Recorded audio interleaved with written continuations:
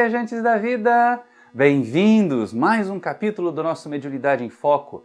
Vamos continuar sendo guiados por Emmanuel, nessa viagem pelo livro Seara dos Médiuns, que nos faz refletir profundamente sobre para que serve a mediunidade hoje. A mensagem de hoje é a primeira do livro, porque no capítulo passado nós estudamos o prefácio, para ver quanto que o livro tem de informação importante. É a primeira mensagem do livro. Se intitula Num Século de Espiritismo. Ela foi psicografada em 4 de janeiro de 1960, como vocês estão vendo aqui do lado, e a gente pode perceber o seguinte, já estávamos ali, saindo de uma situação complicada, o mundo tinha passado pelas convulsões, estávamos em plena Guerra Fria, e Emmanuel então vem nos falar a respeito de mediunidade. De mediunidade, primeiro, ao longo dos 100 anos passados de Espiritismo, e o que nós projetamos daqui para os próximos 100 anos, daquela época, em 1960. Hoje, 160 anos de doutrina espírita e muito mais especializados, muito mais desenvolvimentos na ciência, nós nos perguntamos, para que serve a mediunidade? Porque muita gente ainda hoje tem a curiosidade enorme de ir para uma reunião mediúnica para ver se há espíritos. E não é isso mesmo. Essa mensagem de Emmanuel, ela trata do item 1 do Livro dos Médiuns, aquele em que o codificador começa com a pergunta mais importante, para haver mediunidade, há espíritos? Porque se a mediunidade é a oportunidade, é a ferramenta de comunicação dos espíritos com os encarnados, há espíritos para se comunicar? Era a questão que Kardec colocava. E é lógico, durante 100 anos aproximadamente, até ali a psicografia daquela mensagem, nós vimos a ciência, nós vimos os estudiosos do espiritismo mergulhando seus olhos com a ferramenta da mediunidade, usando essa luneta que a mediunidade representa para enxergar o mundo espiritual, para comprovar, para garantir a existência dos espíritos. Não adianta as pessoas dizerem hoje assim, não existem provas científicas da existência da alma, da existência do espírito. Calma lá, minha gente. Depois da passagem de Kardec pela Terra, o que muitos cientistas fizeram foi estudar a mediunidade, foi estudar esses fenômenos e comprovaram que os fatos espíritas são reais. Nós vamos chegar até nesse ponto, porque Emmanuel para mim falar deles. No século XX também nós tivemos, principalmente na área psicológica, na área da psicologia, da medicina, pesquisas tão graves como do Ian Stevenson, como de Banerjee e tantos outros, buscando compreender essa realidade dupla nossa de matéria e de ser espiritual. Tem até o livro do Ian Stevenson, 20 casos sugestivos de encarnação, de reencarnação. Então não vem dizer que a ciência não estudou isso e de que a ciência não comprovou. Então é uma questão a ser colocada. Durante 100 anos, nós permitimos, a mediunidade foi usada como instrumento de investigação do mundo espiritual. Olha como Emmanuel vai tratar desse assunto para nós. Esse capítulo do livro é muito legal, muito curtinho, mas ao mesmo tempo traz para nós profundas reflexões. Afinal de contas, para onde nós queremos conduzir a mediunidade? Para que serve a mediunidade hoje? Será que é para continuar provando a imortalidade para aqueles que não querem acreditar? Para aqueles que querem continuar céticos? Ou será que nós podemos usar a mediunidade como uma ferramenta agora para o progresso moral da sociedade terrena, para o progresso moral dos indivíduos? E Emmanuel começa chamando a nossa atenção exatamente sobre isso, o antes e a projeção sobre o que faremos com a mediunidade daqui para frente. E daqui para frente, entendamos, lá em 1960, já decorreram 60 anos e a pergunta e as aflições continuam aí. As aflições que a mediunidade pode ser instrumento de alívio continuam aí, precisando da ação, precisando de uma utilização correta da mediunidade. Olha o que Emmanuel nos diz. Num século inteiro de atividades, temos visto a ciência procurando apaixonadamente as realidades do espírito. Provas indiscutíveis não lhe foram regateadas. E tantas foram elas que Richer, um dos pesquisadores, conseguiu articular com êxito as bases clássicas da metapsíquica, usando recursos tão demonstrativos e convincentes quanto aqueles empregados na exposição de qualquer problema de patologia ou de botânica. E é interessante a gente observar isso. Charles Richer trouxe uma proposta da metapsíquica.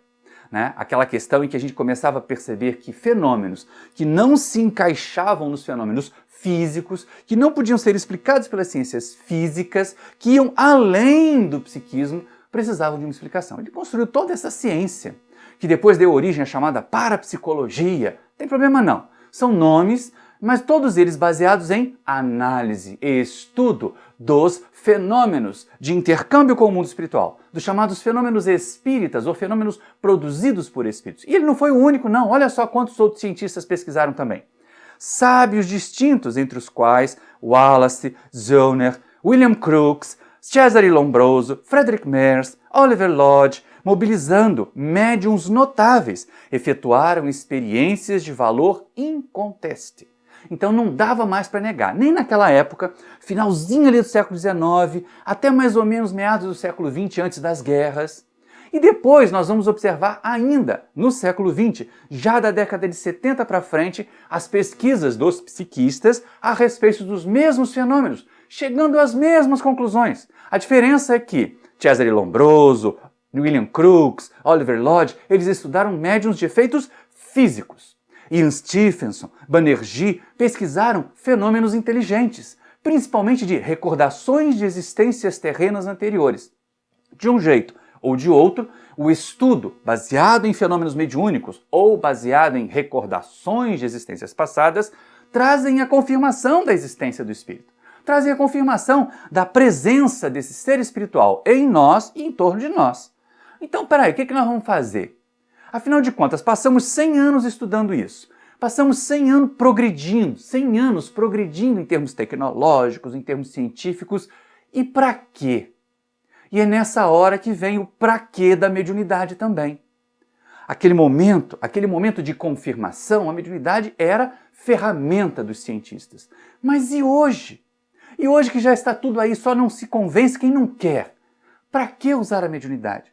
Para continuar fazendo efeitos físicos? Para continuar produzindo moldes de cera, como fez Myers? Não. A gente tem que estar atento para usar a mediunidade de uma forma mais inteligente e mais ainda, de uma forma mais produtiva para a sociedade e para os indivíduos. E Emmanuel então vem chamar a nossa atenção. Foram 100 anos muito importantes, 20 lustros, como ele fala, olha só.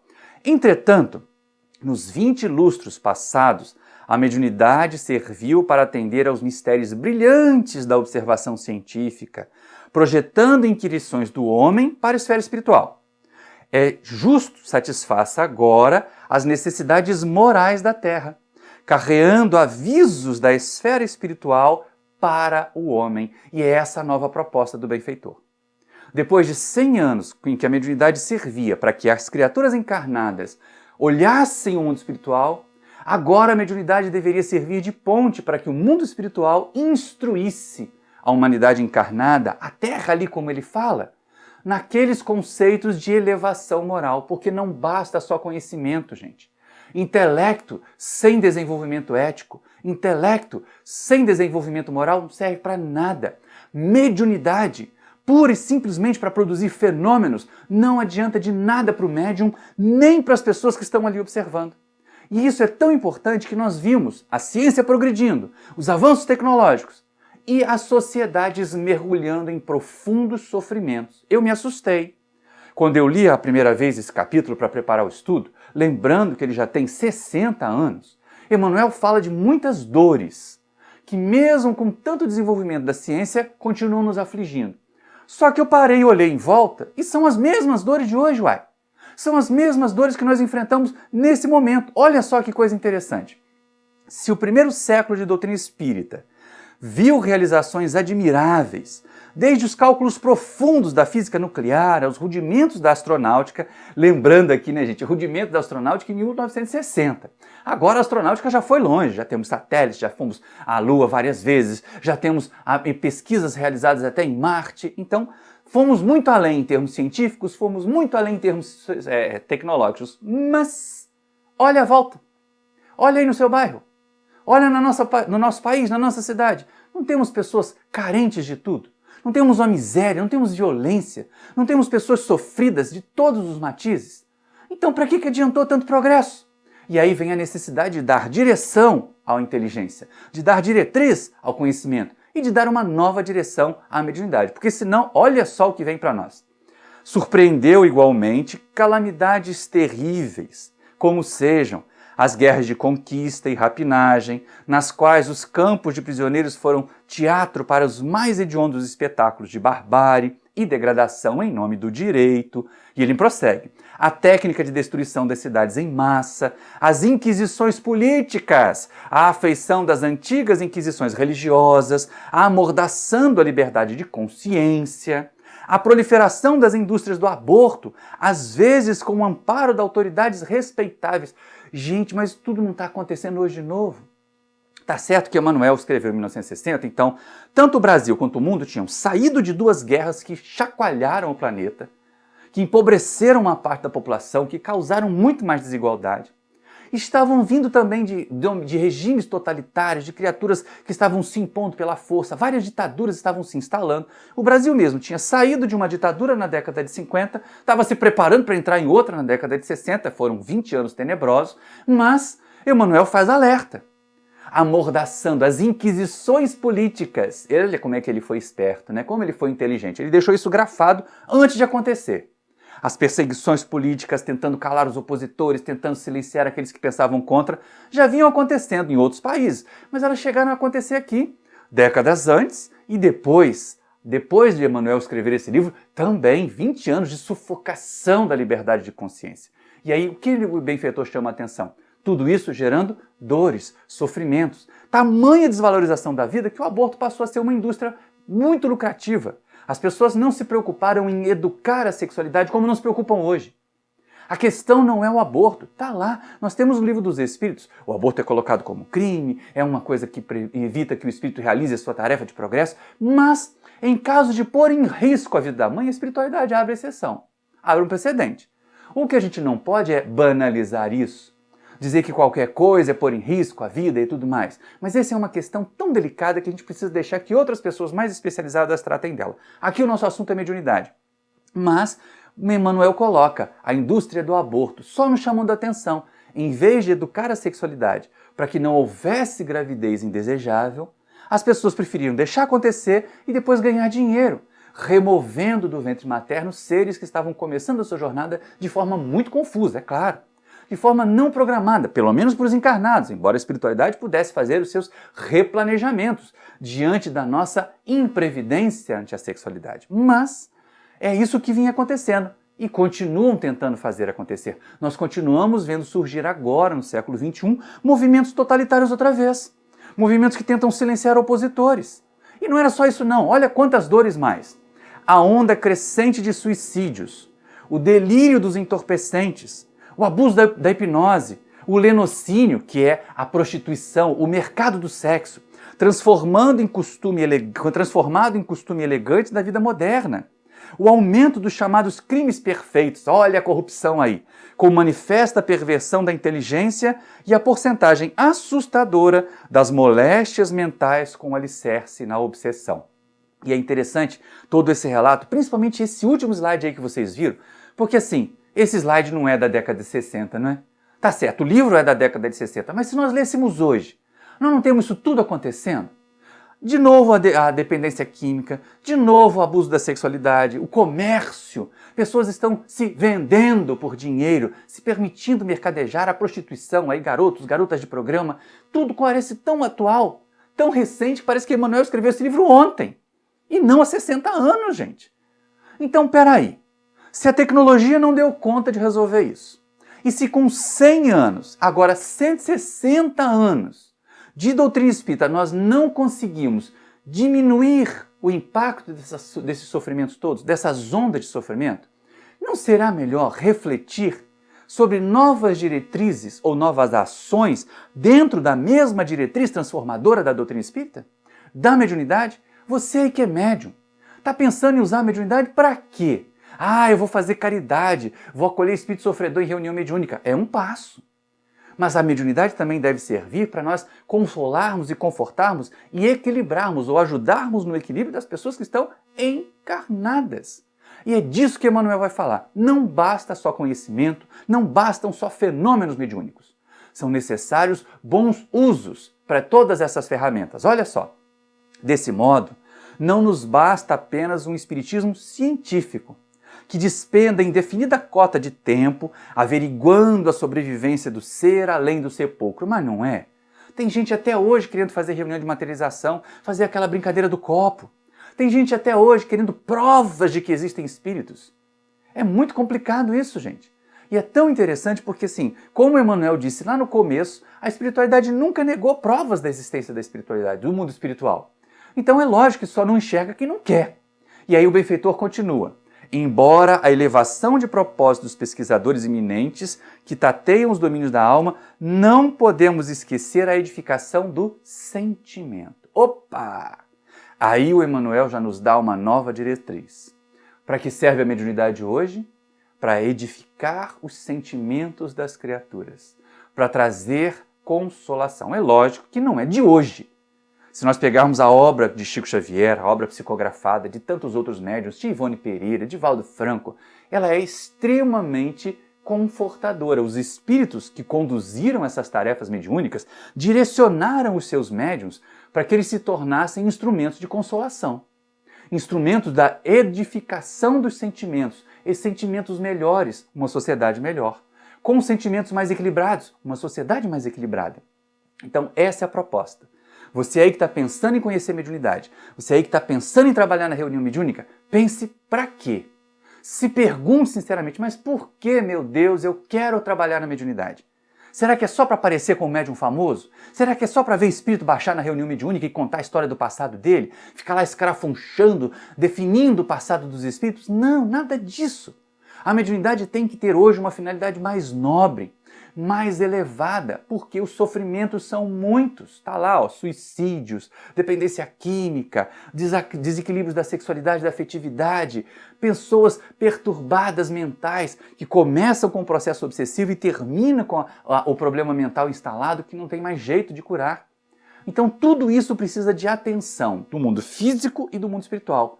Sem contar que nós nos deparamos ainda com um grave crescimento do materialismo, da negação da espiritualidade, exatamente porque os religiosos, os que se dizem espiritualizados, estão agindo de forma contrária àquela proposta, por quem diz ter espiritualidade em si. Olha que coisa interessante, né? Eu participei há pouco tempo atrás, ali no chat, de um programa chamado Mentes Inspiradoras. Vocês vão ver aqui a animaçãozinha do logotipo deles passando, ocorre toda quarta-feira às 19 horas. E é interessante porque reunimos vários jovens de várias denominações religiosas, nossos queridos amigos espíritas Gustavo e Vitor estavam lá, e ainda uma outra jovem evangélica. E ela teve uma das falas que eu achei mais cara ao meu coração. Como nós precisamos de pessoas como esta menina Maide. E ela diz assim, eu sinto falta, temos igrejas lotadas, temos lugares lotados, temos rótulos religiosos, mas falta espiritualidade para as pessoas. E não é verdade? Então nós vemos um mundo crescente em tecnologia, crescente em facilidades, mas carente de espiritualidade. Resgatar o espírito que nós somos, para que ele seja realmente a parte mais importante da nossa vida. E aí Emmanuel vai concluir a sua mensagem chamando a nossa atenção e nos dando de presente uma proposta de trabalho na mediunidade, uma proposta que nós devemos aplicar. Olhem só, é assim que, repetindo as lições do Cristo para o mundo atormentado, não nos achamos simplesmente diante de um espiritismo social, mas em pleno movimento de recuperação da dignidade humana, porquanto, em verdade, perante o materialismo irresponsável, a sombrear universidades e gabinetes, administrações e conselhos, laboratórios e templos, cenáculos e multidões, o Evangelho de Jesus, para esclarecimento do povo, tem regime de urgência. Opa! Então, usar da mediunidade para levar uma mensagem de espiritualização. Aqui Emmanuel fala de disseminar a mensagem do Evangelho. E nós podemos disseminar a mensagem do Evangelho sem mesmo falar em cristianismo, apenas vivenciando os ensinos do Cristo. Porque aquelas pessoas de outras origens religiosas podem sentir barreiras de se admitir cristãs.